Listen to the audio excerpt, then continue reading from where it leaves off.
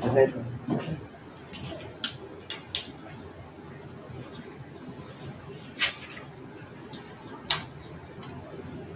Morning again. So we are live for our pre-bid conference under invitation to bid number 2024-01. Sorry. Invitation to bid number 2024-027 for one project for the concreting of road at Barangay Panibasan, Barangay Gubatan, Barangay Elizalde, Maco, Davao de Oro. So before we proceed,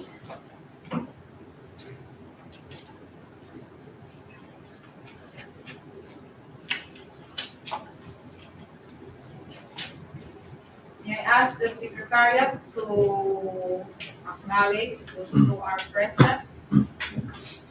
Good morning, everyone. Acknowledging the presence of the attendees for today's procurement activity, which is the Pre-bid Conference for Civil Works. Today, September 26, 2024, we have here our Black Chairperson, Madam Catherine M. Sanria, our Black members, Engineer Carlo Antonio T. Guzman, and Engineer John Jeffrey D. Marcos, our Black Secretariat, headed by Engineer Ma'am Shelby S. Copia, present, together with Ma'am Rosena M. Garma, and our back PWG head, Engineer Femi Briggs A. Magadan, from Planning and Design Section Representative, Ma'am Lizelle S. Litada. That's all, Madam. Thank you. Thank you, ma'am. Since the majority of the bank members are present, I hereby declare a quorum and call this pre-bid conference in order.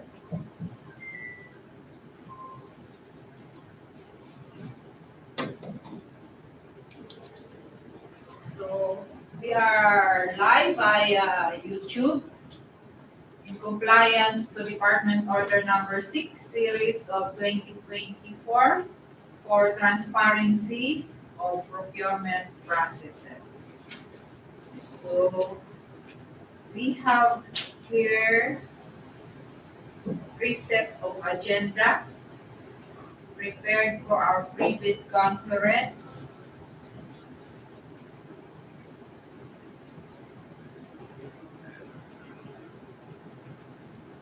We have the brief presentation, number 1. Under this brief presentation, we have the basic contract data, the requirements of bidding documents, documents to be submitted by the bidders, and the criteria and procedure for eligibility check. Number 2 is question comments from the bidders and replies of the back. Number 3 is the three-strike policy against violation of section 69.1.I of the IRR of RA 9184. Then so number 4 is summary and proceedings, including supplemental provision. So these are the agenda to be tackled for today's pre-bid conference. So do I hear a motion to adopt this agenda? I move for the adoption of the agenda.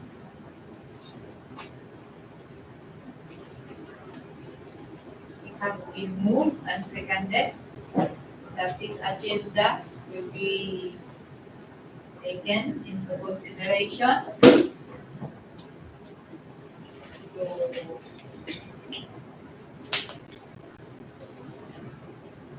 this will be approved and approve the agenda. First is the order of the in the business. We have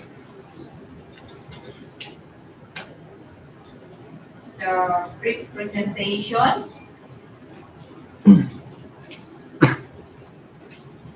and explanation of the basic contract data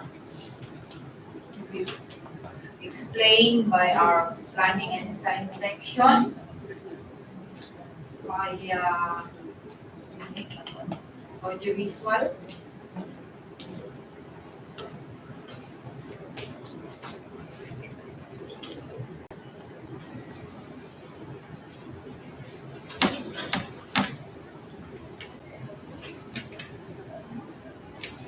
Good morning, ma'am. Sir, I will now present the project name of contract completing of road at Barangay Panibasan, Barangay Gubatan, Barangay Elizalde, Maco, Davao de Oro. Contract ID number 24LA0132. Location, Maco, Davao de Oro. Scope of works is completing with width 5 meter, thickness equals to 230 mm. Section 1, the station 0 plus 00 to station 0 plus 707.287, and the length is 707.287 meters. Section 2, station 1 plus 460.85 to station 3 plus 215.011 with a length of 1,754.161 meters. Section 3, station 2 plus 508.916 to station 2 plus 880 with a length of 371.084 meters. Roadway excavation, surplus rock excavation, soft, intermittent concrete paved shoulder, and construction of minor drainage structure. Approved budget for the contract is 56,354,312.50. Source of fund is FY 2024 Pamana. Contract duration is 222 calendar days. Size range medium A. License category B. Cost of bid documents is 50,000. This is the location map of the project. The section 1, beginning of section 1 is station 0 to end of section 1 is station 707.287. Then section 2, the beginning is station 1 plus 460.850 to end of section 2 is at station 3 plus 215.011. And section 3 is the beginning of station is 2 plus 508.196 and end of the project, which is section 3 is station 2 plus 880. Next. This is the location of it, the barangay hall and the Ihu River of the project.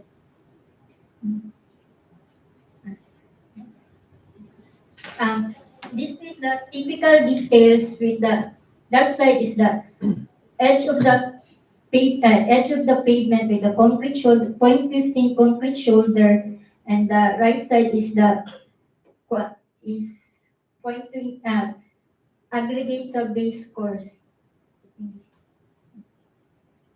This is the center line of the road with 0.23 thickness of the road and 0.2 base course.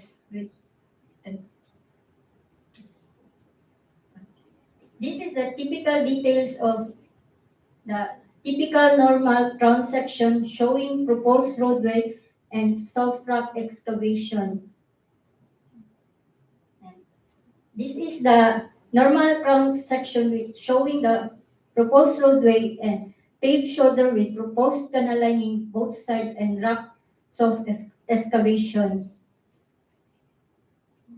And this is the typical roadway with the left side is canal lining. And the typical normal crown section with showing the proposed paved shoulder with proposed canal lining at the right side and soft rock excavation. This is the geotag photos of section 1, the beginning, the middle of the geotag, and the end of section 1. Then the beginning of section 2 project geotag photos, the middle, and the end of section 2. And the start of section 3, and the middle, and the end of section 3 project. That's all. Thank you, ma'am, for your explanation of the project to be procured.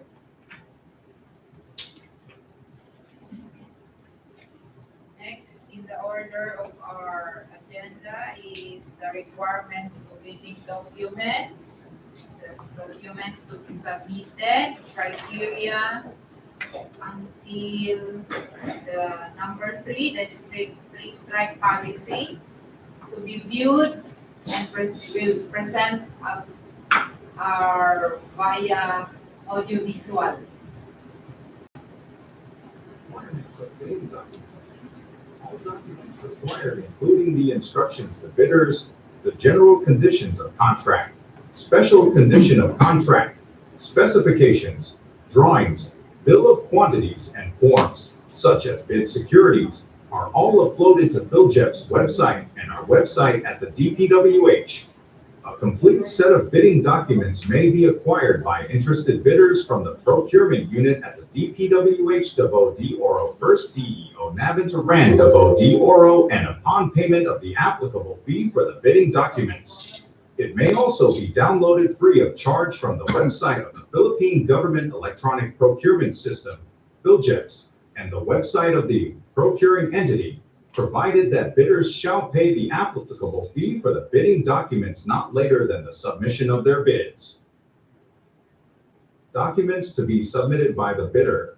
The following documents should be included by the interested bidders in their bids. For the technical component of the bid, A. Eligibility documents such as PhilJEP's certificate. B. PCAB license and registration. C. Statement of all ongoing government and private contracts, SLCC only. NFCC computation and statement of total assets and total liabilities. D. Joint venture agreement, if applicable. E. Technical documents such as bid security, project requirements such as the organizational chart for the contract, list of contractors' personnel, list of major equipment, and omnibus statement, which is 10 items. For financial component of the bid, A. Bid form. B. Bid prices and the bill of quantities. C. Detailed estimates, including a summary sheet indicating unit prices of construction materials, labor rates, and equipment rentals. D. Cash flow by quarter. These documents should be submitted using the envelope system. Bidders are urged to only fasten the documents at the topmost portion instead of binding them. Each document should be ear tagged appropriately. There shall be 3 copies of documents: the original copy, copy 1, and copy 2. The original copies of technical component of the bid shall be sealed in one envelope, and the original copies of financial component of the bid shall be sealed in another envelope. These envelopes should be labeled as original copy of technical component and original copy of financial component respectively. These labeled envelopes shall be sealed into one envelope and label it as the original copy of the bid. The same procedure applies to copy 1 and copy 2. Lastly, the original copy, copy 1 and copy 2 of the bid shall be sealed into one final envelope to be submitted here in conference room, 2nd floor, DPWH, 1st District Engineering Office, Navantaran Davao de Oro. Bids can also be submitted electronically through electronicbeats_Compostela Valley at dpwh.gov.ph. Please be reminded, key personnel. There should be no overlapping or no dual functions, especially in project manager, project engineer, materials engineer, and foreman. Tax identification number, TIN, should be indicated in your bid documents. It will be needed during the award of contract. Financial documents should be written legibly. Discrepancies of bid prices between figures and in words will prevail. For discount offers, methodology shall be indicated. Otherwise, the original bid amount will prevail.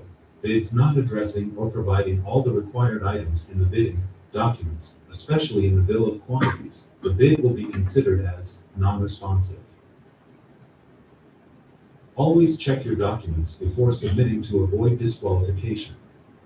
All bidders should update their PhilJEP's contractor's profile application as mandated and in accordance to Section 8.5.2 of 2016 IRR of RA 9184 and the GPPB Resolution Number 15 to 2021.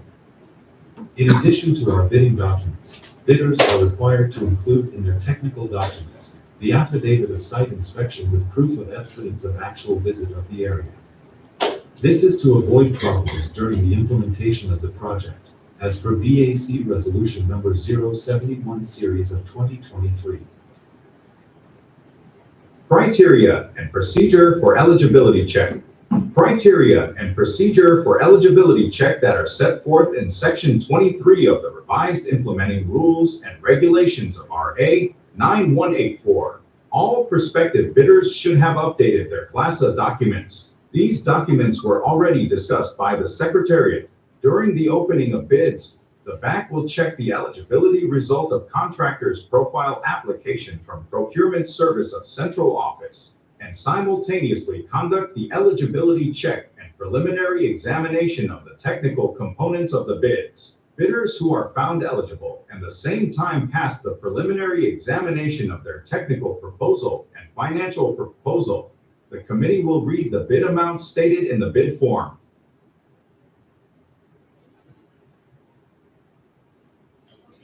Three-strike policy, introduction and policy objective. In order to establish a fair and transparent system for managing offenses committed by bidders in the procurement of infrastructure, goods, and consulting services projects through public bidding, the Department of Public Works and Highways, DPWH, hereby introduces an updated three-strike policy. This policy is aimed at enforcing adherence to the procurement guidelines stipulated under Section 69.1.I of the 2016 Revised Implementing Rules and Regulations, R of Republic Act, or AE 9184. Under this policy, if a bidder commits three offenses or acts described as all other acts that tend to defeat the purpose of competitive bidding, they shall be subjected to an administrative penalty.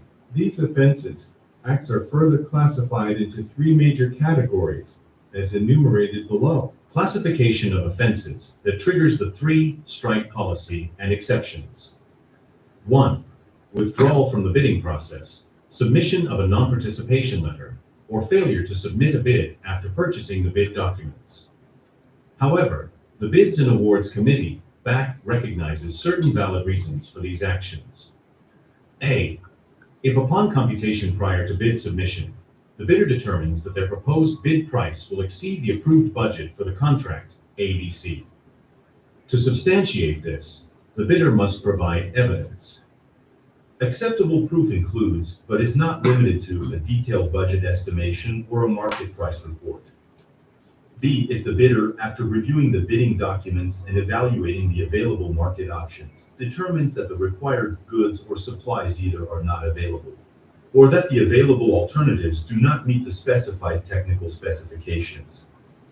Additionally, if providing the specified goods or supplies would require the bidder to incur costs exceeding the competitive and financially viable range, or if adherence to the specifications would lead to a bid price that is not economically favorable, the bidder may withdraw. To validate this reason, the bidder should present an affidavit demonstrating that participating in the bid under these conditions would be financially unsustainable. 2. Submission of late bids without valid reasons as determined by the BAC. Exceptions will be considered under extraordinary circumstances, such as force majeure. This refers to unexpected and unavoidable external events that impede or prevent a bidder from timely bid submission, as defined in Article 1174 of the Philippine Civil Code. 3. Submission of patently insufficient bid. A patently insufficient bid here refers to a bid that fails to include or comply with certain mandatory requirements. The determination of whether a bidder committed such an offense may occur as outlined below. A. During eligibility screening and/or shortlisting. I. Submission of an expired certificate of Philippine Government Electronic Procurement System, PhilGPS, registration, platinum membership, or a certificate of PhilGPS certification containing expired Class A legal and financial documents as determined during the eligibility screening. Failure to include certificate of employment, contract agreement among permanent personnel and staff of the firm, and curriculum vitae in the application for eligibility and shortlisting, AES, which are evaluated during the shortlisting for consulting services projects. B. During bid evaluation, failure to submit required bid forms, as outlined in Annex C detailing the complete list of required bid forms. 2. Submission of incomplete, insufficient, or defective documents due to the non-inclusion and/or omission of mandatory provisions and statements for the required bid forms, as per Annex C outlining the mandatory provisions of required forms. 3. Submission of an unnotarized bid securing declaration, an omnibus sworn statement, and joint venture agreement or statements from all the potential joint venture partners, with the exception during the declaration of state of calamity, or implementation of community quarantine or similar restrictions declared or being implemented either in the locality of the procuring entity, PE, or of the bidder. 4. Submission of the bid form, price schedules, bid securing declaration, omnibus sworn statement, and joint venture agreement, JVA, without the name, legal capacity, and signature of the bidder or its authorized representative. 5. Nomination of key personnel of a profession different from what is required by the bidding documents, or, in the case of consulting services, proposing a key personnel whose educational background is different from that required by the TOR. 6. Failure to submit proof of ownership, lease, or purchase agreement of pledged equipment. 7.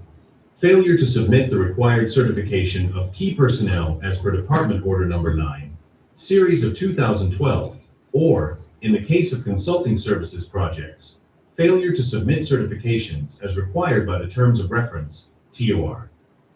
8. Failure to comply with the required minimum number of key personnel and equipment as stated in the bidding documents.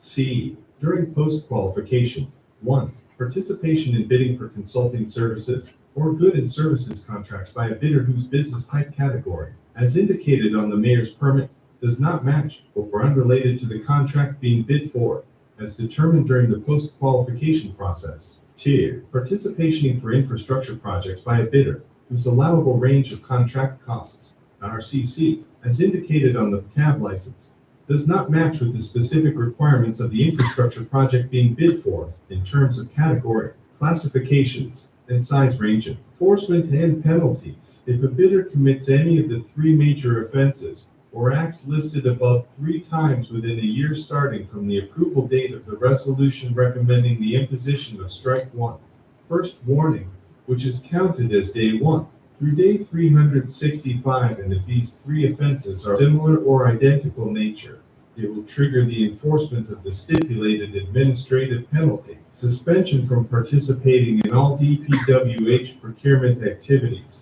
and entering into contract with any DPWH procuring entity. Subsequently, as per the procedure outlined in Annex A, this may result in the blacklisting of the suspended bidder, thereby disqualifying the bidder from participating in any government procurement activities for a period of 1 year. In conjunction with blacklisting, the bidder will also face bid security forfeiture and must comply with the enforcement of the bid securing declarations condition. In more severe instances, when a bidder commits another set of 3 similar offenses, or more than 2 sets of 3 similar offenses instances, where more than 6 similar offenses occur within the said 1-year time frame, the bidder may be subjected to an increased penalty, resulting in blacklisting for a period of 2 years. The effectuation for the penalty of either 1 or 2 years, as applicable, will be clearly stipulated in the blacklisting order, with the provision that the duration of blacklisting shall not exceed a maximum period of 2 years,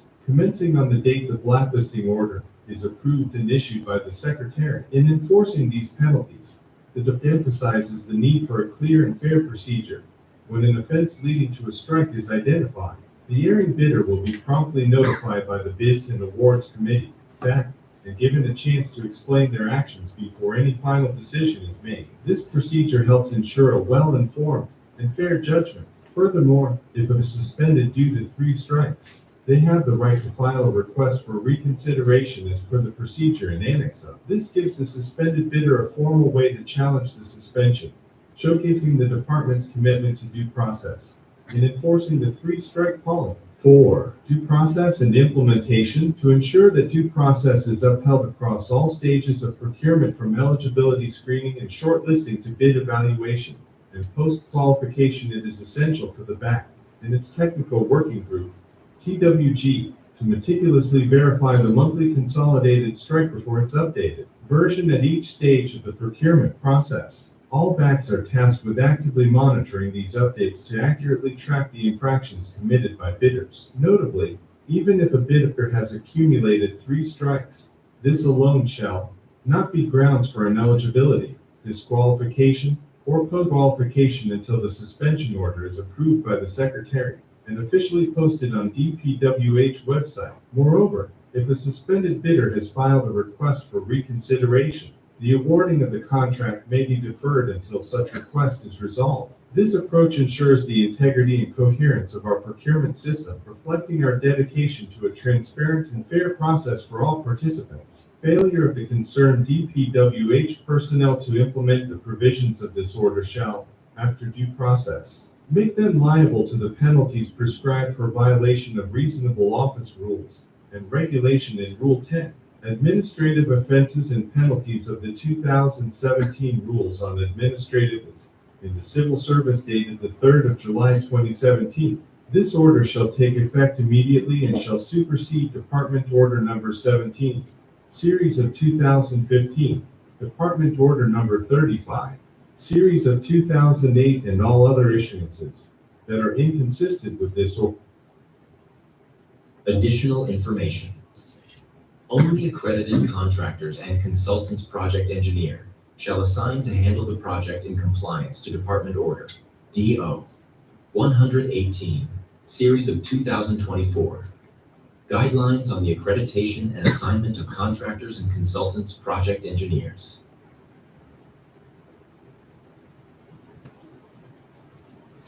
So,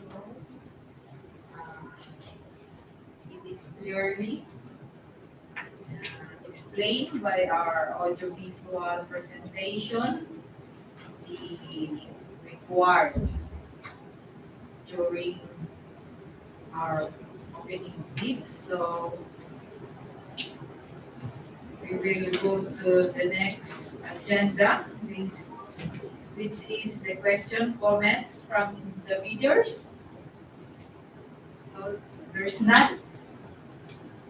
So we will proceed to the last agenda. We have the summary of proceedings, including supplemental bid bulletins, to be explained by our procurement head, Shelby. Good morning, Madam Chair. All agenda for the pre-bid conference are well explained and discussed by the Secretariat and the Planning Engineer. Prospective bidders are advised to visit anytime the Field Jobs and DPWH website for any issued supplemental bid bulletin. The dropping of bids will be on October 8, 2024 at 10 a.m. and will be open after all bids have been received and recorded. That's all, Madam Chair. So all the business agenda in this pre-bid conference will already taken into consideration. So I know the pleasure of the body. I hear motion. I move for the adjournment to this meeting. I second it. It has been moved by Engineer Guzman and seconded by Engineer Marcos. And we No objection. So the motion for this agenda is hereby approved. So this private conference is now adjourned.